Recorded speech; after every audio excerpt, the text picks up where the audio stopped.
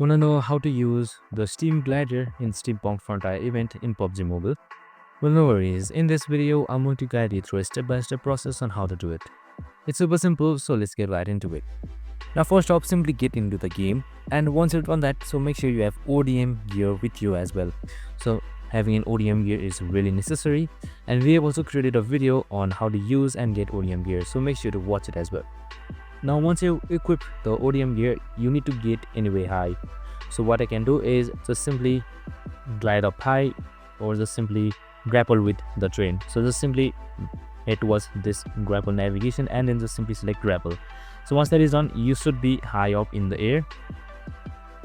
Now just simply select parachute right here. And now there you have it.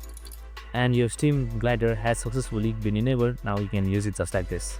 And that's it. I hope this video helped. If it did, make sure to like, subscribe and tune in with us for more of these videos. See you in the next one.